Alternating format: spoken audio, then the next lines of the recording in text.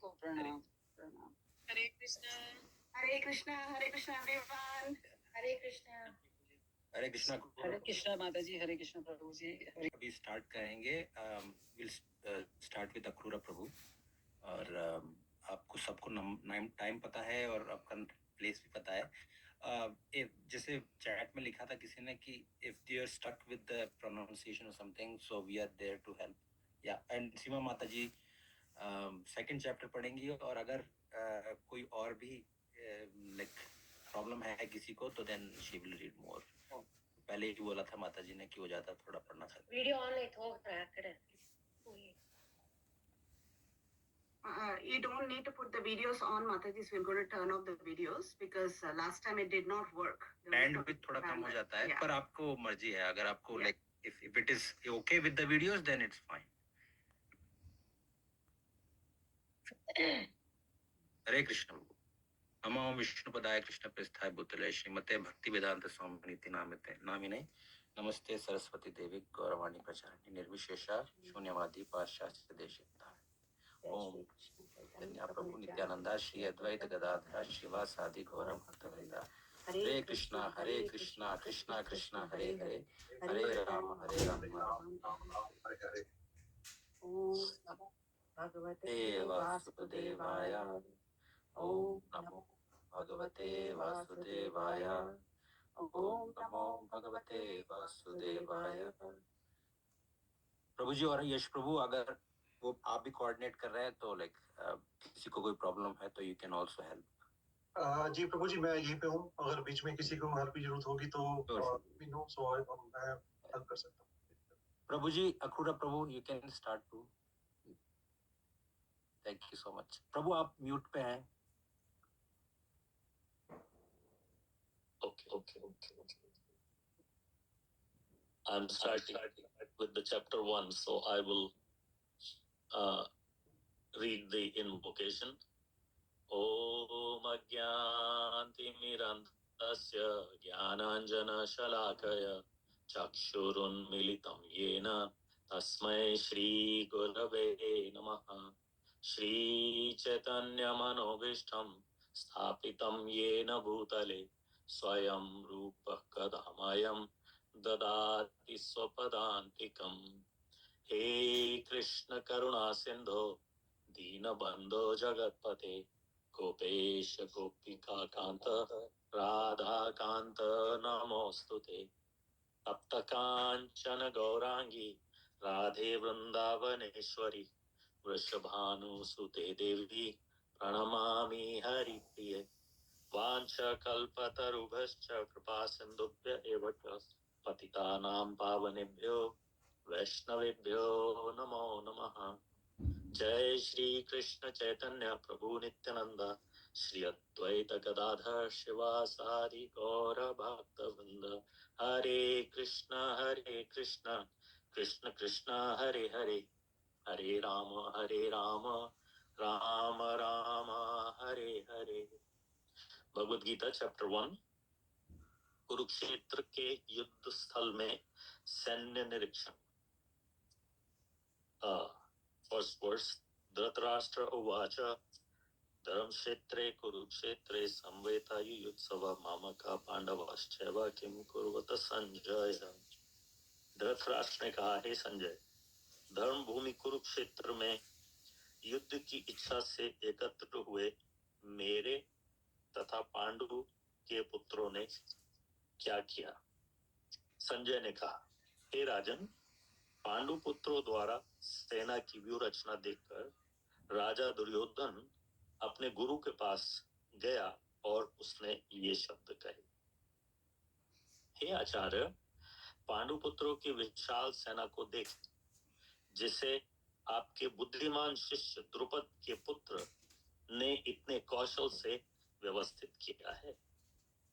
इस सेना में भीम तथा अर्जुन के समान युद्ध करने वाले अनेक वीर धनुर्धर हैं, यथा महारथी युयुधान, विराट तथा द्रुपद। इनके साथ ही धृष्टकेतु, चेकितान, काशीराज, पुरुजित, कुंती कुंती भोज तथा शैव्य जैसे महान शक्तिशाली योद्धा भी हैं।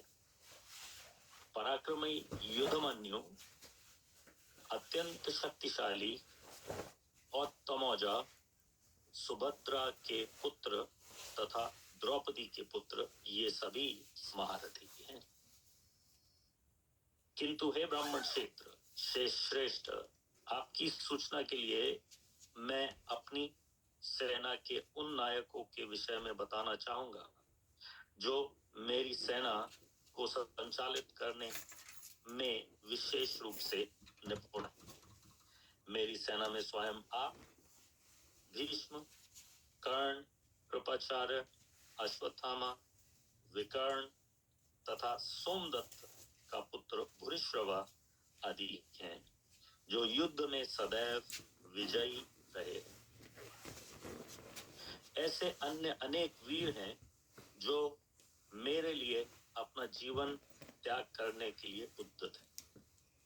वे विविध प्रकार के हथियारों से सुसज्जित हैं और युद्ध विद्या में निपुण हैं। हमारी शक्ति अपरिमेय है और हम सब पितामह द्वारा भली भांति संरक्षित है, जबकि पांडवों की शक्ति भीम द्वारा भली भांति संरक्षित होकर भी सीमित है। अतः सैन्य व्यूह में अपने अपने मोर्चों पर खड़े रहकर आप सभी भीष्म पितामह को पूरी सहायता दें। तब कुरुवंश के वयोवृद्ध परम प्रतापी एवं वृद्ध पितामह ने सिंह गर्जना की सी ध्वनि करने वाले अपने शंख को उच्च स्वर में बजाया, जिससे दुर्योधन को हर्ष हुआ। तत्पश्चात शंख, नगाड़े, बिगुल, तुरही तथा सिंह सहसा एक साथ बज उठे। वह सामवेद स्वर अत्यंत कोलाहलपूर्ण था। दूसरी ओर से श्वेत घोड़ों द्वारा खींचे जाने वाले विशाल रथ पर आसीन कृष्ण तथा अर्जुन अपने अपने दिव्य शंख बजाए।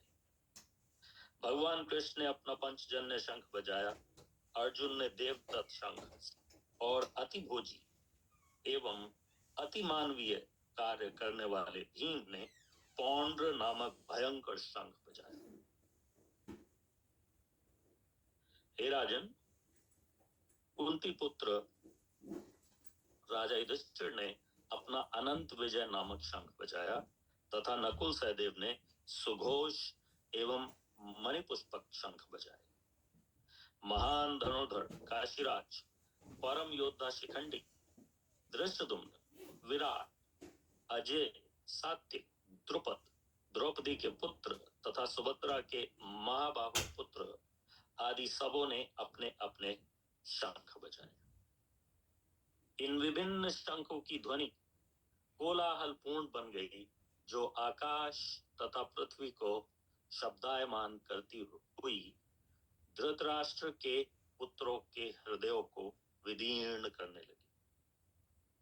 उस समय हनुमान से अंकित ध्वजा लगे रथ पर आसीन पांडुपुत्र अर्जुन अपना धनुष उठाकर तीर चलाने के लिए उद्यत हुआ। हे राजन, धृतराष्ट्र के पुत्रों को व्यू में खड़ा देखकर अर्जुन ने कृष्ण से ये वचन कहे।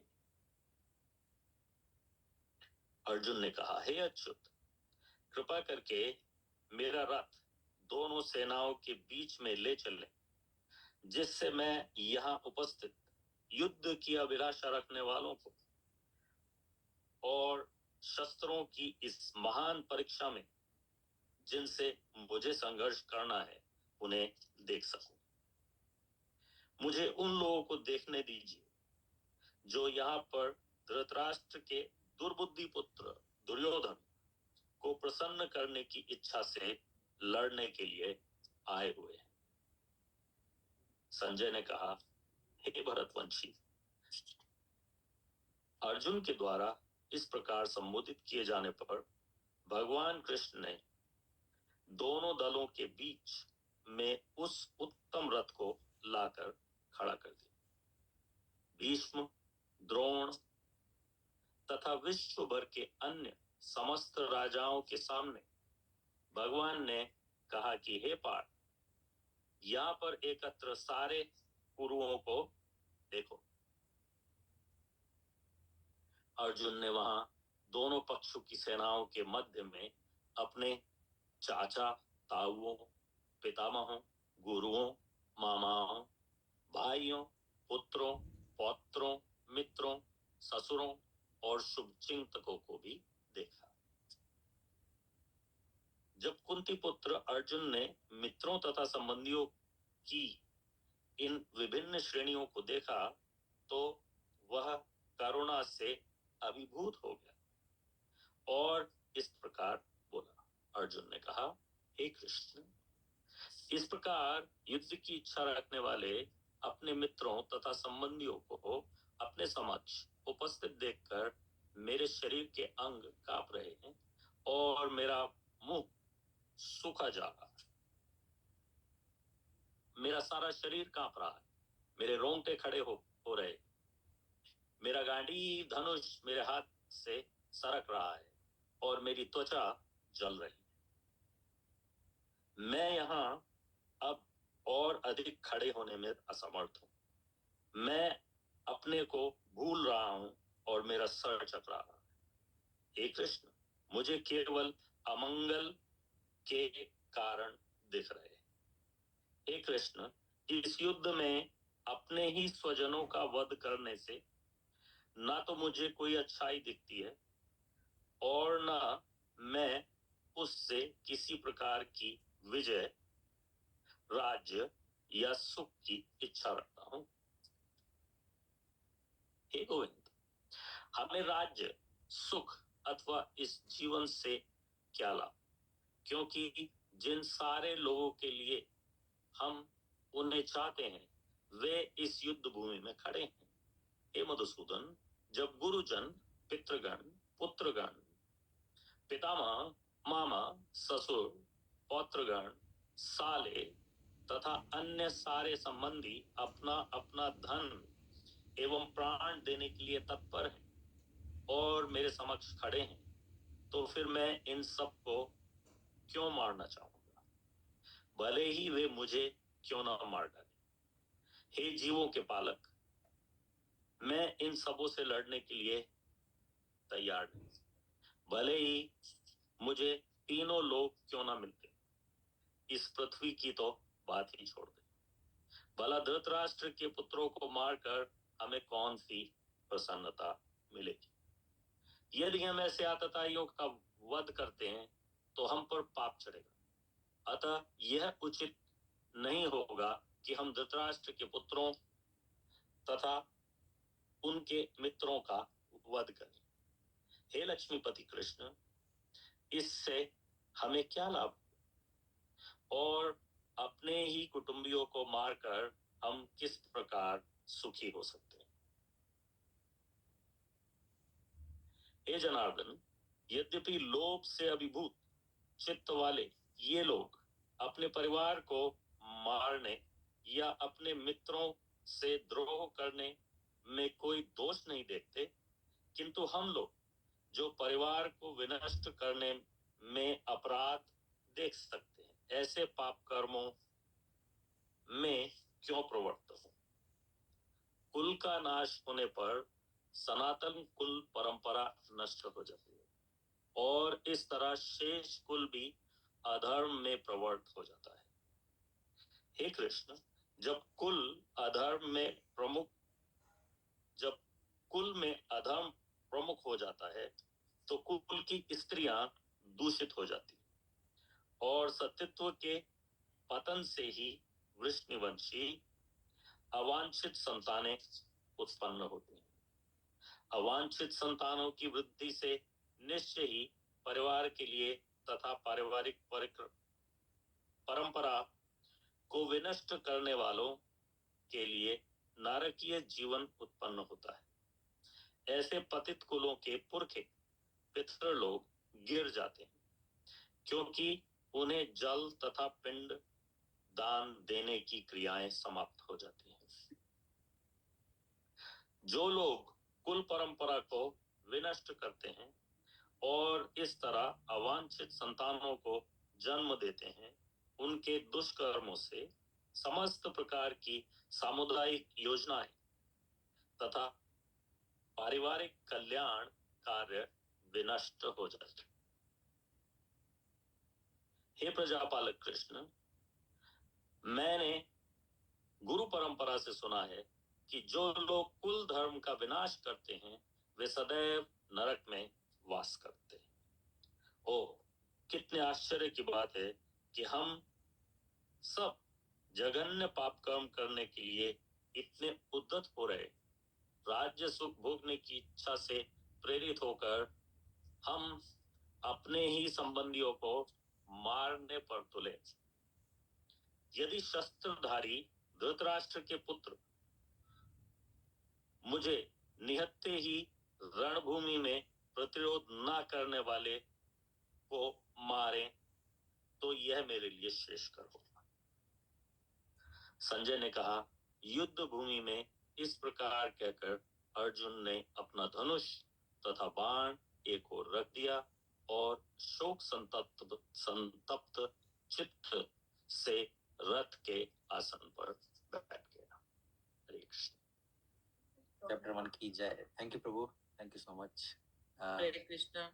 सीमा माता जी, आप गीता का सार।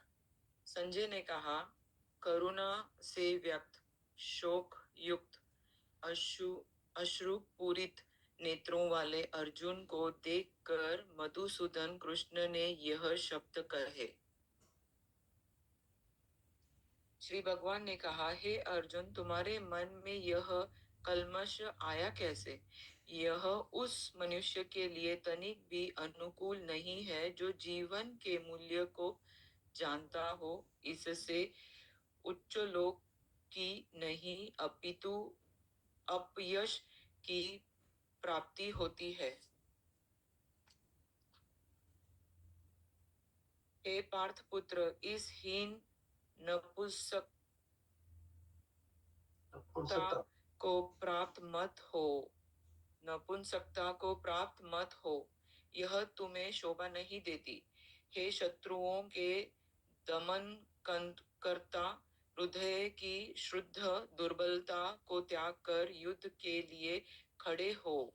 अर्जुन ने कहा, हे शत्रुहंता, हे मधुसूदन, हे युद्ध भूमि में किस तरह विश्वा तथा द्रोण जैसे पूजनीय व्यक्तियों पर अटल कर वान चलाऊंगा।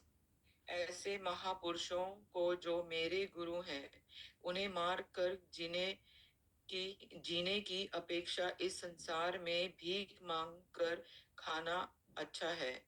भले ही वे सांसारिक लाभ के इच्छाओं हो, किंतु है तो गुरुजन ही। यदि उनका वध होता है तो हमारे द्वारा भोग्य प्राप्त वस्तु अनेक रक्त से सनी होगी।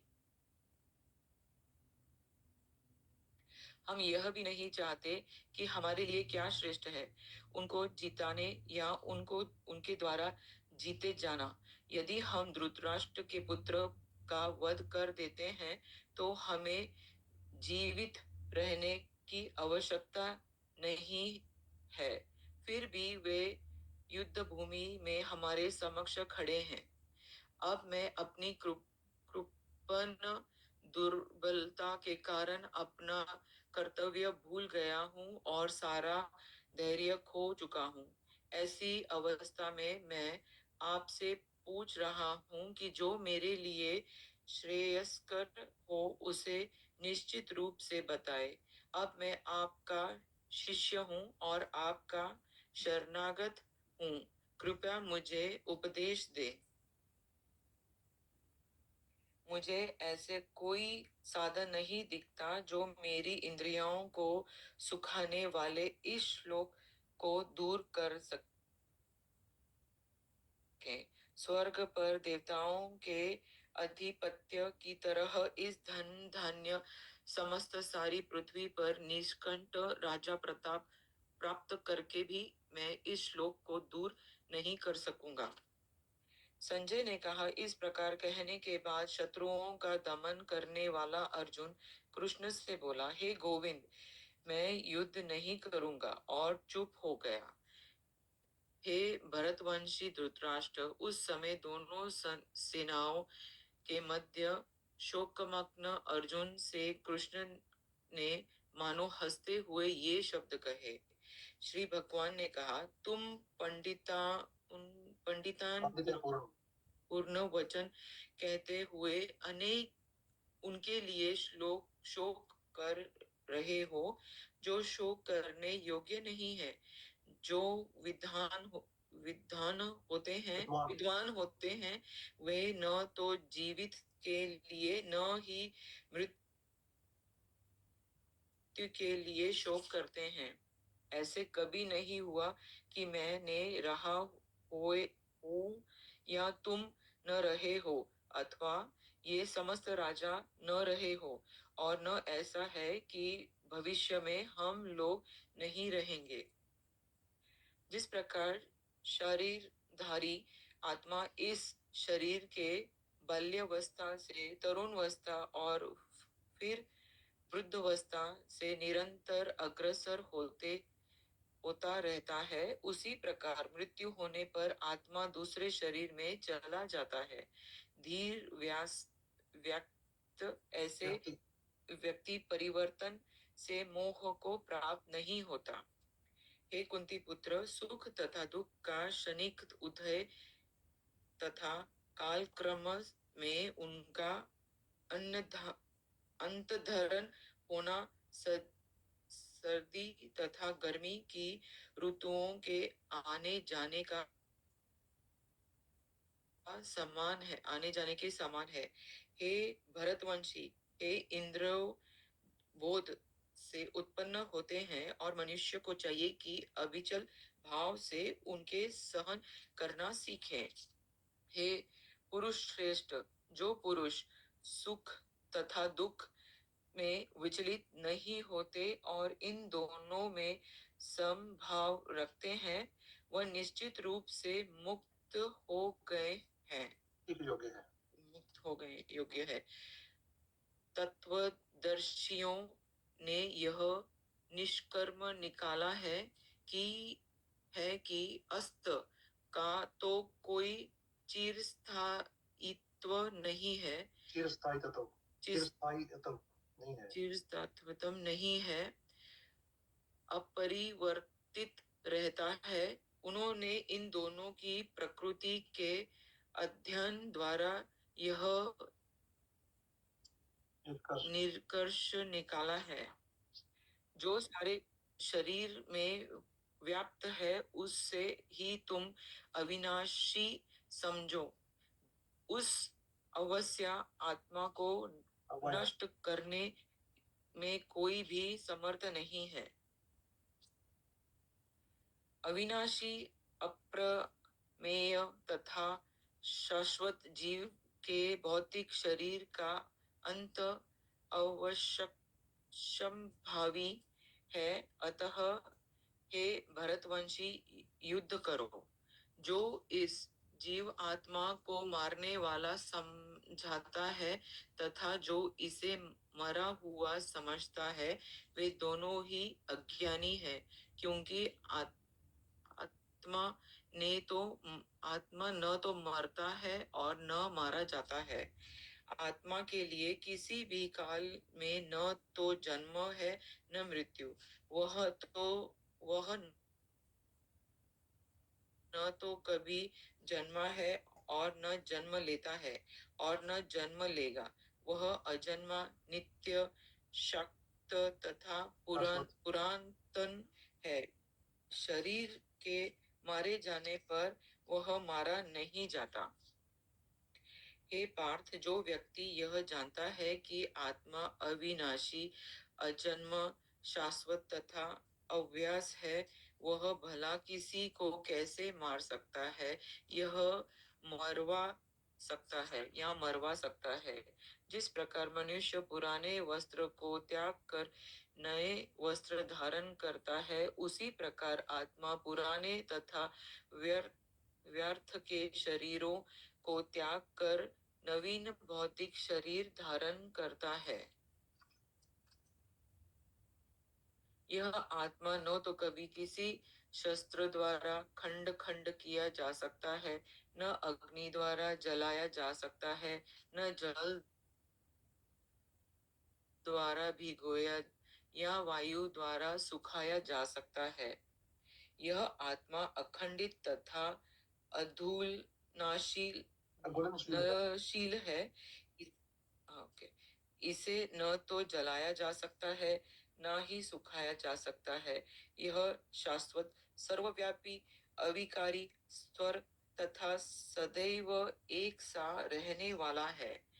यह आत्मा व्यक्त, अकल्पनीय तथा अपरिवर्तनीय कहा जाता है। यह जानकर तुम्हें शरीर के लिए शोक नहीं करना चाहिए, किंतु यदि तुम यह सोचते हो कि आत्मा सदा जन्म लेता है तथा सदा मरता है, तो भी यह महाबाहु तुम्हारे शोक करने का कोई कारण नहीं है। जिसने जन्म लिया है उसकी मृत्यु निश्चित है और मृत्यु के पश्चात पुनः जन्म भी निश्चित है। अतः अपने अपरिहार्य कर्तव्य पालन में तुम्हें शोक नहीं करना चाहिए। सारे जीव प्रारंभ से व्यक्त रहते हैं, मध्य अवस्था में व्यक्त होते हैं और निकृष्ट होने पर विनष्ट होने पर पुनः अव्यक्त हो जाते हैं। अतः शोक करने की क्या आवश्यकता है? कोई आत्मा को आश्चर्य से देखता है, कोई इस आश्चर्य की तरह बताता है तथा कोई इसे आश्चर्य की तरह सुनता है, किंतु कोई इसके विषय में सुनकर भी कुछ नहीं समझ पाते। हे भरतवंशी, शरीर में रहने वाले का कभी भी वध नहीं किया जा सकता है। अतः तुम्हें किसी भी जीव के लिए शोक करने की आवश्यकता नहीं है। क्षत्रिय होने के नाते अपने विशिष्ट धर्म का विचार करते हुए तुम्हें जानना चाहिए कि धर्म के लिए युद्ध करने से बड़ा कर तुम्हारे लिए अन्य कोई कार्य नहीं है। अतः तुम्हें संकोच करने की कोई आवश्यकता नहीं है। हे पार्थ, हे क्षत्रिय सुखी है जिन्हें ऐसे युद्ध के अवसर अपने आप प्राप्त होते हैं जिनसे उनके लिए सर्वलोक के द्वारा खुल जाते हैं। किंतु यदि तुम युद्ध करने के सर्वधर्म को संपन्न नहीं करते तो तुम्हें निश्चित रूप से अपने कर्तव्य की अपेक्षा करने का पाप लगेगा और तुम युद्ध के रूप में भी अपना यश खो दोगे। लोग सदैव तुम्हारे अपयश का वर्णन करेंगे और सम्मानित व्यक्ति के लिए अपयश तो मृत्यु से भी बढ़कर है। जिन जिन महान योद्धाओं ने तुम्हारे नाम तथा यश का सम्मान दिया है, वे सोचेंगे कि तुमने डर के मारे युद्ध भूमि छोड़ दी है और इस तरह वे तुम्हें तुच्छ मानेंगे। तुम्हारे शत्रु अनेक प्रकार के टूट शब्द से तुम्हारा वर्णन करेंगे और तुम्हारी सामर्थ्य का उपहास करेंगे। तुम्हारे लिए इससे दुखदाई और क्या हो सकता है? हे कुंती पुत्र, तुम यदि युद्ध में मारे जाओगे तो स्वर्ग प्राप्त करोगे और यदि तुम जीत जाओगे तो पृथ्वी के साम्राज्य का भोग करोगे। अतः दृढ़ संकल्प करके खड़े हो और युद्ध करो। तुम सुख या दुख, हानि या लाभ, विजय या पराजय का विचार किए बिना युद्ध के लिए युक्त करो। ऐसा करने पर तुम्हें कोई पाप नहीं लगेगा। यहाँ मैंने वैशनिशिक वैशलिक अध्ययन द्वारा इस ज्ञान का वर्णन किया है। अब निष्काम भाव से कर्म करना बता रहा हूँ, उसे सुनो। हे पार्थ पुत्र, तुम यदि ऐसे ज्ञान के कर्म करोगे तो तुम कर्मों के बंधन से अपने को मुक्त कर सकते हो। इस प्रकार इस प्रयास में न तो हानि होती है न ही हास, अपितु इस पद पर की गई अल्प प्रगति भी महान भय से रक्षा कर सकती है। जो इस मार्ग पर है वे प्रयोजन में दृढ़ रहते हैं और उनका लक्ष्य भी एक होता है। हे करुणानंदन, जो दृढ़ प्रतिज्ञा नहीं है, उनकी बुद्धि उनके साक्ष्यों में विभक्त रहती है। अल्पज्ञानी मनुष्य वेदों के उन अंककारिक शब्दों के प्रति अत्यधिक आसक्त रहते हैं जो स्वर्ग की प्राप्ति, अच्छे जन्म, शक्ति इत्यादि के लिए विविध सकाम कर्म करने की संस्तुति करते हैं। इंद्र तृप्ति तथा ऐश्वर्यमय जीवन की अभिलाषा के कारण वे कहते हैं कि इससे बढ़कर और कुछ नहीं है। जो लोग इंद्र भोग तथा भौतिक ऐश्वर्य के प्रति अत्यधिक आसक्त होने से ऐसी वस्तुओं से मोहग्रस्त हो जाते हैं, उनके मनों में भगवान के प्रति भक्ति का दृढ़ निश्चय नहीं होता। वेदों के मुख्यतः ये प्रकृति के 3 गुणों का वर्णन हुआ है। हे अर्जुन, इन तीनों गुणों से ऊपर उठो। समस्त दैत्यों और लाभ तथा सुरक्षा की सारी चिंताओं से मुक्त होकर आत्मा परायण बनो। एक छोटे से कृपा का सारा कार्य एक विशाल जलाशय से तुरंत पूरा हो जाता है। इसी प्रकार वेदों के आंतरिक तात्पर्य जानने वाले को अनेक सारे प्रयोजन सिद्ध हो जाते हैं। तुम्हें अपना कर्म करने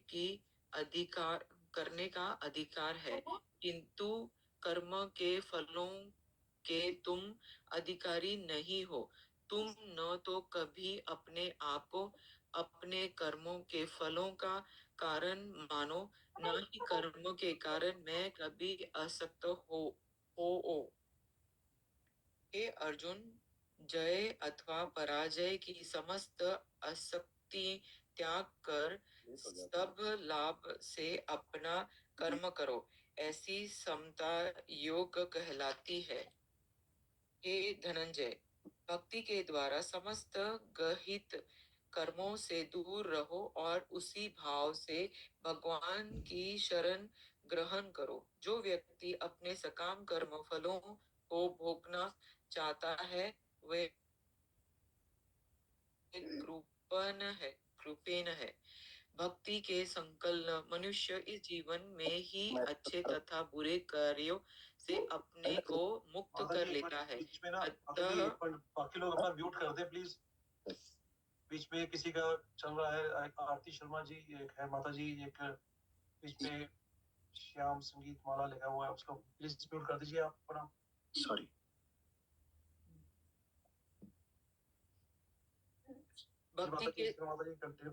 भक्ति के संकल्प मनुष्य इस जीवन में ही अच्छे तथा बुरे कार्यों से अपने को मुक्त कर लेता है। अतः योग के लिए प्रयत्न करो, क्योंकि सारे कार्य हमारे कौशल कौशल यही है। इस तरह भगवतिक में लगे रहकर बड़े बड़े ऋषि मुनि अथवा भक्तगण अपने आप को इस भौतिक संसार में कर्म के फलों से मुक्त कर लेते हैं। इस प्रकार वे जन्म मृत्यु के चक्र से छूट जाते हैं और भगवान के पास जाकर उस अवस्था को प्राप्त करते हैं जो समस्त दुखों से परे है। जब तुम्हारे वृत्ति मोह रूपी सदन वन को पार कर जाएगी तो तुम सुने हुए तथा सुनाने योग्य सब के प्रति अनुमनस्क हो जाओगे। मनसक हो जाओगे। जब तुम्हारा मन वेदों की अलंकारमयी भाषा से विचलित न हो और यह आत्मा साक्षात्कार की समाधि के स्थिर हो जाए, तब तुम्हें दिव्य चेतना प्राप्त हो जाएगी। अर्जुन ने कहा, हे कृष्ण,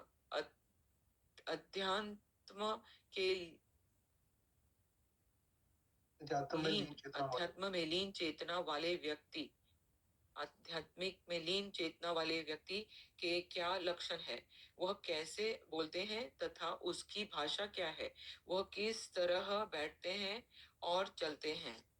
श्री भगवान ने कहा, हे पार्थ, जब मनुष्य मनोधर्म से उत्पन्न होने वाली इंद्रिय तृप्ति की समस्त कामनाओं की परित्याग कर देता है और जब इस तरह से विशुद्ध हुआ उसका मन आत्मा में संतोष प्राप्त करता है, तो वह विशुद्ध दिव्य चेतना को प्राप्त कहा जाता है। जो यज्ञ तपो जोत्राय तपो के होने पर भी मन की विचलितता नहीं होता अथवा सुख के प्रसन्न नहीं होता, जो आसक्ति भय तथा क्रोध से मुक्त है, वह स्थिर मन वाला मुनि कहलाता है। इस भौतिक जगत में जो व्यक्ति न तो शुभ की प्राप्ति से हर्षित होता है, न अशुभ के प्राप्त होने पर उससे घृणा करता है, वह पूर्ण ज्ञान में स्थिर होता है। जिस प्रकार कछुआ अपने अंगों को संकुचित करके खोल के भीतर कर लेता है, उसी तरह जो मनुष्य अपनी इंद्रियों को इंद्रिय विशेषों से खींच लेता है, वह पूर्ण चेतना में दृढ़तापूर्वक स्थिर होता है।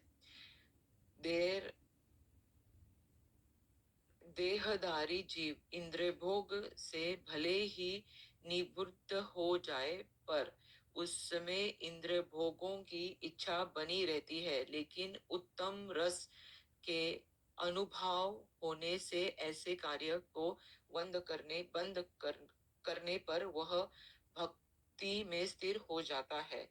हे अर्जुन, इंद्रियों इतनी प्रबल तथा वेगवान है कि वे उसी विवेकी पुरुष के मन को भी बलपूर्वक हर लेती है, जो उन्हें वश में करने का प्रयत्न करता है। इस इंद्रियों को पूर्णतः वश में करते हुए इंद्रियां संयमन करता है और अपनी चेतना को मुझ में स्थिर कर देता है, वह मनुष्य स्थिर बुद्धि कहलाता है। इंद्रिय विषयों का चिंतन करते हुए मनुष्य की उनमें आसक्त उत्पन्न हो जाती है और ऐसी आसक्ति के काम उत्पन्न होते हैं और फिर काम से क्रोध प्रकट होता है। क्रोध से पूर्ण मोह उत्पन्न होता है और मोह से समशक्त का समर शक्ति समर शक्ति का विभ्रम हो जाता है। जब स्मरण शक्ति भ्रमित हो जाती है तो बुद्धि नष्ट हो जाती है और बुद्धि नष्ट होने पर मनुष्य भाव कृप में पूर्ण गिर जाता है। किंतु समस्त राग तथा दोष से मुक्त द्वेष। एवं अपनी इंद्रियों को संयम द्वारा वश में करने में समर्थ व्यक्ति भगवान की पूर्ण कृपा प्राप्त कर सकता है। इस प्रकार से कृष्ण भगवान मृत्यु के तृतीय व्यक्ति के लिए संसार के 3 ताप नष्ट हो जाते हैं और ऐसे तुष्ट चेतना होने पर उसकी बुद्धि शीघ्र ही स्थिर हो जाती है। जो कृष्ण भागवतम के में परमेश्वर से संबंधित नहीं है उसकी न तो बुद्धि दिव्य होती है और न ही मन स्थिर होता है, जिसके बिना शांति का कोई संभावना नहीं है। शांति न बिना सुख हो भी कैसे सकता है। जिस प्रकार पानी में तैरती नाव को प्रचंड वायु द्वारा बहा ले जाती है, उसी प्रकार विचरणशील इंद्रियों में से कोई एक जिस पर मन निरंतर लगा रहता है, मनुष्य की बुद्धि को हर लेती है। अतः हे महाबाहु, जिस पुरुष की इंद्रियों अपने अपने विषय से सब प्रकार से विपरीत होकर उसके वश में है, उसी की बुद्धि निसंदेह स्थिर है। जो सब जीवों के लिए रात्रि है वह आत्मा स्वयं के जागने का समय है और जो समस्त जीवों के जागने का समय है वह आत्मा निरीक्षक मुनि के लिए रात्रि है। जो पुरुष समुद्र में निरंतर प्रवेश करती रहने वाली नदियों के समान इच्छाओं के निरंतर प्रवाह से विचलित नहीं होते और जो सदैव स्थिर रहता है, वही शांति प्राप्त कर सकता है। वह नहीं हो ऐसी इच्छाओं को तुष्ट करने की चेष्टा करता है। जिस व्यक्ति ने इंद्र तृप्ति की समस्त इच्छाओं का परित्याग कर दिया है, जो इच्छाओं से रहित रहता है, जिसने सारी ममता त्याग दी है तथा अहंकार से रहित है, वह वास्तविक शांति को प्राप्त कर सकता है। यह आध्यात्मिक तथा ईश्वरीय जीवन का पथ है, जिससे प्राप्त करके मनुष्य मोहित नहीं होता। यदि कोई जीवन के अंतिम समय में भी इस तरह स्थिर हो तो वह भगवत धाम में प्रवेश कर सकता है। इस प्रकार श्रीमद् भागवत गीता के 3 अध्याय गीता का सार का भक्ति वेदांत तात्पर्य पूर्ण हुआ। क्षमा करना गलतियों के लिए। हरे कृष्ण। प्रभुपाद की जाए। अच्छा, मैं एक बार बोलना चाहता हूँ कि अगर आपको थोड़ा कोई मुश्किल वर्ड आता है, ऐसा कोई डिफिकल्ट वर्ड आता है, तो उसको थोड़ा धीरे से वो तोड़ के जो है आप पढ़ सकते हैं। और ये कोई एग्जाम नहीं चल रहा है इधर कि जो है फास्ट पढ़ लेना है। आपका जो कंफर्टेबल स्पीड है उसी से आप लोग पढ़े तो इजी तरीके से हम लोग कर सकते हैं। ठीक है, रश्मि माता जी आप नेक्स्ट। अध्याय 3 कर्मयोग। अर्जुन ने कहा, हे जनार्दन, हे केशव, यदि आप बुद्धि को सकाम कर्म से श्रेष्ठ माता जी, Yes, प्रभु। थोड़ा आप साउंड बढ़ा सकते हैं, लाइक थोड़ा अप टू ऐसे. I'll come closer, प्रभु, मेरा लैपटॉप का okay okay okay okay whatever. Yes. Arjun ने कहा, हे जनार्दन, हे केशव, यदि आप बुद्धि को सकाम कर्म से श्रेष्ठ समझते हैं, तो फिर आप मुझे इस घोर युद्ध में क्यों लगाना चाहते हैं? आपके व्यामिश्रित अनेकार्थक उपदेशों से मेरी बुद्धि मोहित हो गई है। अतः कृपा करके निश्चय पूर्वक मुझे बताएं कि इनमें से मेरे लिए सर्वाधिक श्रेयस्कर क्या होगा। श्री भगवान ने कहा, हे निष्पाप अर्जुन, मैं पहले ही बता चुका हूँ कि आत्म साक्षात्कार का प्रयत्न करने वाले दो प्रकार के पुरुष होते हैं। कुछ इस ज्ञान योग्य द्वारा समझने का प्रयत्न करते हैं, तो कुछ भक्तिमय सेवा के द्वारा। न तो कर्म से विमुख होकर कोई कर्म फल में छुटकारा पा सकता है, और न केवल संन्यास की सिद्धि प्राप्त की जा सकती है। प्रत्येक व्यक्ति को प्रकृति से अर्जित गुणों के अनुसार विवश होकर कर्म करना पड़ता है। अतः कोई भी एक क्षण भर के लिए भी बिना कर्म किए नहीं रह सकता। जो कर्मेंद्रियों को वश में तो करता है, किंतु जिसका मन इंद्रिय विषयों को चिंतन करता रहता है, वह निश्चित रूप से स्वयं को धोखा देता है और मिथ्याचारी कहलाता है। दूसरी ओर, यदि कोई निष्ठावान व्यक्ति अपने मन के द्वारा कर्मेंद्रियों को वश में करने का प्रयत्न करता है और बिना किसी आसक्ति के कर्म योग कृष्ण भावनामृत में प्रारंभ करता है, तो वह अति उत्कृष्ट है। अपना नियत कर्म करो, क्योंकि कर्म न करने की अपेक्षा कर्म करना श्रेष्ठ है। कर्म के बिना तो शरीर निर्वाह भी नहीं हो सकता। श्री विष्णु के लिए यज्ञ रूप में कर्म करना चाहिए, अन्यथा कर्म के द्वारा इस भौतिक जगत में बंधन उत्पन्न होता है।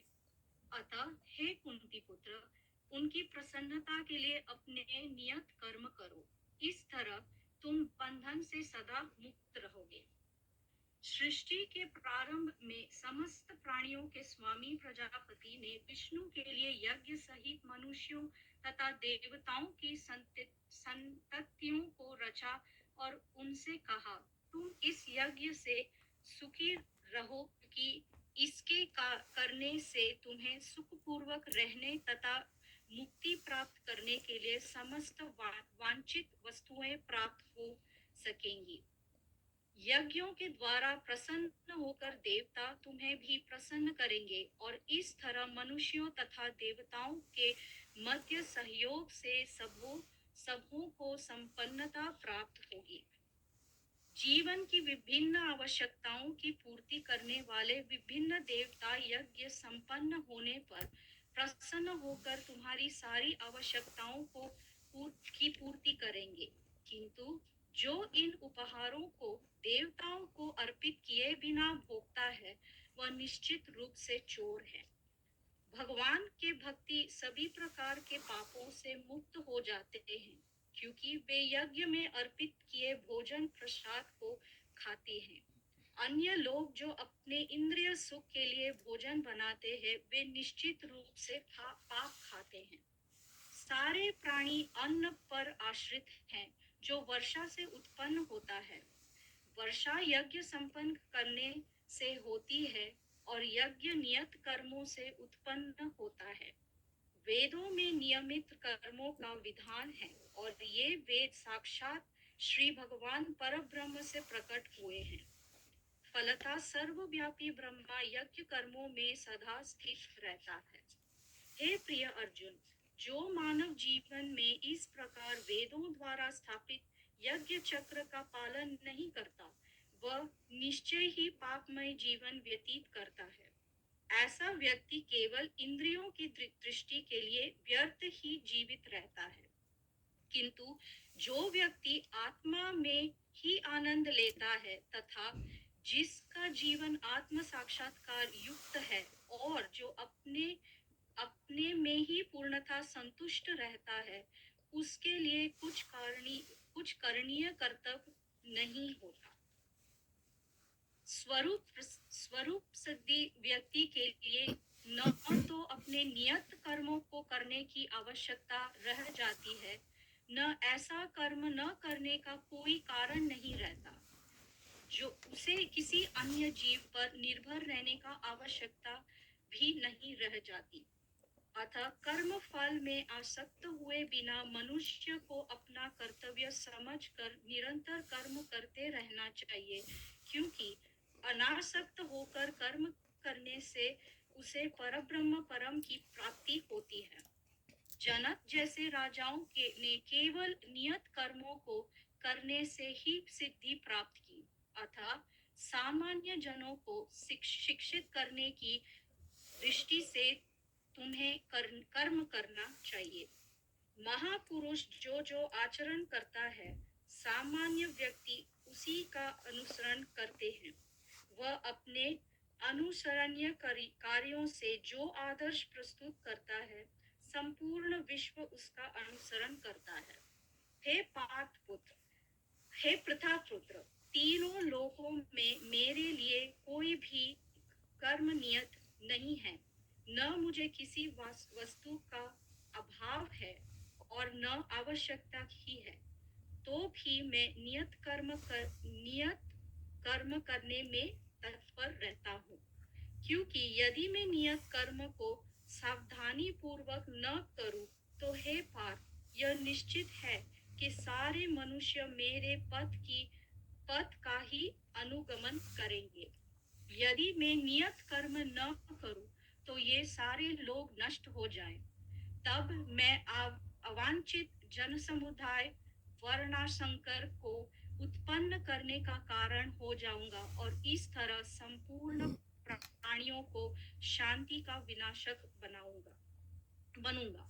जिस प्रकार अज्ञानी जन फल की आसक्ति से कार्य करते हैं, उसी तरह विद्वान जनों को चाहिए कि वे लोगों को उचित पथ पर ले जाने के लिए अनासक्त रहकर कार्य करें।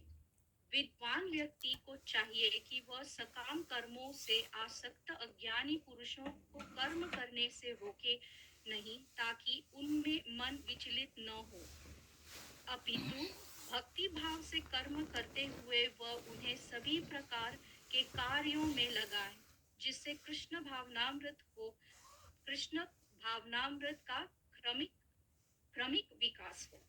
जीवात्मा अहंकार के प्रभाव से मोहग्रस्त होकर अपने आप को समस्त कर्मों का कर्ता मान बैठता है, जबकि वास्तव में वह प्रकृति के तीनों गुणों द्वारा संपन्न किए जाते हैं। हे महाभाव, भक्ति भावमय कर्म तथा सकाम कर्म के भेद को भली भांति जानते हुए जो परम सत्य को जानने वाला है, वह कभी भी अपने आप को इंद्रियों में तथा इंद्रिय तृप्ति में नहीं लगाता। माया के गुणों में मोहग्रस्त होने पर अज्ञानी पुरुष पूर्णतया भौतिक कार्यों में संलग्न रहकर उनमें आसक्त हो जाते हैं। यद्यपि उनके ये कार्यों उनमें ज्ञान भाव के कारण अधम होते हैं, किंतु ज्ञानी को चाहिए कि उन्हें विचलित न करे। अतः हे अर्जुन, अपने सारे कार्यों को मुझ में समर्पित करके मेरे पूर्ण ज्ञान से युक्त होकर लाभ की आकांक्षा से रहित, स्वामित्व के किसी दावे के बिना तथा आलस्य से रहित होकर युद्ध करो। जो व्यक्ति मेरे आदेशों के अनुसार अपना कर्तव्य करते रहते हैं और ईर्ष्या रहित होकर इस उपदेश को श्रद्धा पूर्वक पालन करते हैं, वे सकाम कर्मों के बंधन से मुक्त हो जाते हैं। किंतु जो ईर्ष्यावश इन उपदेशों की उपेक्षा करते हैं और इनका पालन नहीं करते, उन्हें समस्त ज्ञान से रहित दिग्भ्रमित तथा सिद्धि के प्रयासों में नष्ट भ्रष्ट समझना चाहिए। ज्ञानी पुरुष भी अपनी प्रकृति के अनुसार कार्य करता है, क्योंकि सभी प्राणी तीनों गुणों से प्राप्त अपनी प्रकृति का ही अनुसरण करते हैं। भला दमन से क्या हो सकता है? प्रत्येक इंद्रिय तथा उसके विषय से संबंधित राग द्वेष को व्यवस्थित करने के नियम होते हैं। मनुष्य को ऐसा रोग तथा द्वेष के वशीभूत नहीं होना चाहिए, क्योंकि ये आत्म साक्षात्कार के मार्ग में अवरोधक है। अपने नियत कर्मों को दोषपूर्ण ढंग से संपन्न करना भी अन्य के कर्मों को भली भांति करने से श्रेयस्कार है। स्वीय कर्मों को करते हुए मरना पराय कर्मों में प्रवृत्त होने की अपेक्षा श्रेष्ठतर है, क्योंकि अन्य किसी के मार्ग का अनुसरण भयावह होता है। अर्जुन ने कहा, हे वृषणवंशी, मनुष्य ने चाहते हुए भी पाप कर्मों के लिए प्रेरित क्यों होता है? ऐसा लगता है कि उस बलपूर्वक उनमें लगाया जा रहा है। श्री भगवान ने कहा, हे अर्जुन, इस कारण रजोगुण में संपर्क से उत्पन्न काम है, जो बाद में क्रोध का रूप धारण करता है और जो इस संसार का सर्वभक्षी पाप शत्रु है। जिस प्रकार अग्नि धुएं से, दर्पण धूल से अथवा गर्भाशय से आवृत रहता है, उसी प्रकार जीवात्मा इस काम की विभिन्न मात्राओं से आवृत रहता है।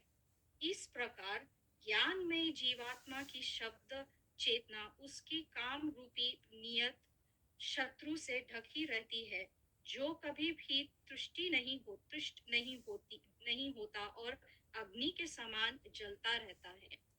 इंद्रियां, मन तथा बुद्धि इस काम के निवास स्थान हैं। इनके द्वारा यह काम जीवात्मा के वास्तविक ज्ञान को ढककर उसे मोहित कर लेता है। इसलिए हे भारतवंशियों में श्रेष्ठ अर्जुन, प्रारंभ में ही इंद्रियों को वश में करके इस पाप को महान प्रतीक काम का दमन करो और ज्ञान तथा आत्म साक्षात्कार के इस विनाशकर्ता का वध करो। कर्म इंद्रियां जड़ पदार्थ की अपेक्षा श्रेष्ठ है। मन इंद्रियों से बढ़कर है, बुद्धि मन से भी उच्च है और वह आत्मा बुद्धि से भी बढ़कर है। इस प्रकार हे महाबाहु अर्जुन, अपने आप को भौतिक इंद्रियों, मन तथा बुद्धि से परे जानकर और मन को सावधान आध्यात्मिक बुद्धि कृष्ण भावनामृत में से स्थिर करके आध्यात्मिक शक्ति द्वारा इस काम रूपी दुर्जय शत्रु को जीतो। इस प्रकार श्रीमद् भगवद गीता के 3 अध्याय कर्म योग का भक्ति वेदांत तात्पर्य पूर्ण हुआ। हरे कृष्ण प्रभु।